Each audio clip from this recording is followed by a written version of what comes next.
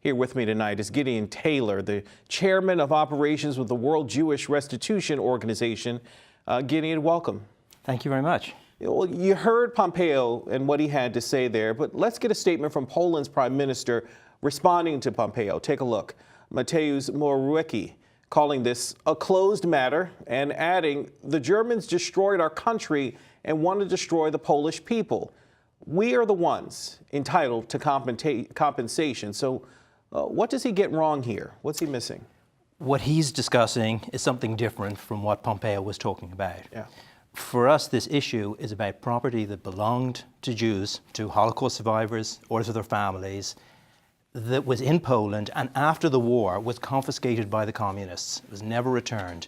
That's what we're talking about. This is not about property that was taken by the Germans. This is about property that was in Poland, homes, businesses, land, farms that were there in Poland, that were confiscated, and today are still there, benefiting Poland, the Polish economy, but were never returned. And for Holocaust survivors, often these pieces of property are their last remaining tangible connection with a world that was destroyed. So why hasn't Poland, developed a law allowing for restitution? Poland is the only country of the former communist countries that has not addressed the issue. Some have addressed it very well, some have addressed it not so well. Poland, just over all of the years, there have been various attempts, there have been proposals, but nothing has ever successfully gone through.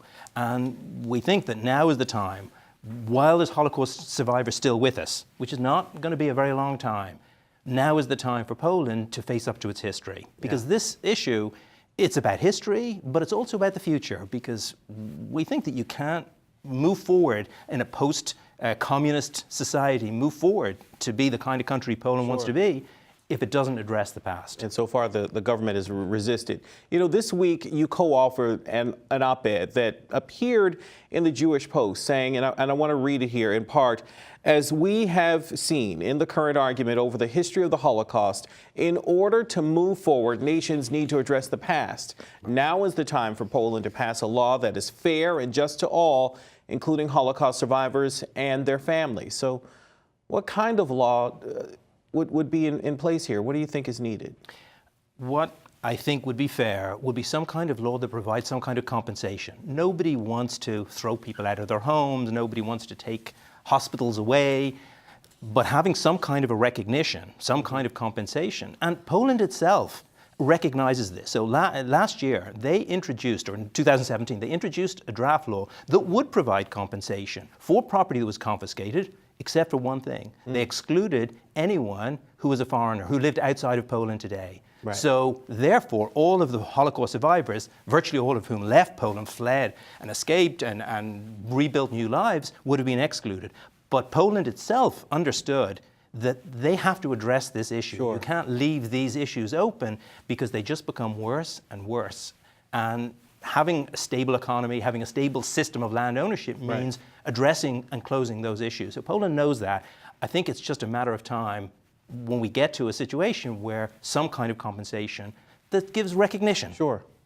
But other nations have been able to pass laws to address this, right? Why have they been able to and Poland hasn't? I think there's been the political will in a lot of countries that have said, we have to do this. This is not something we want to do, and it's not comfortable, it's not easy. And they found creative solutions. So some countries paid out an amount over a number of years. Other countries created a fund and they gave shares in a fund so that you couldn't. So there are all kinds of solutions and ways to address this issue.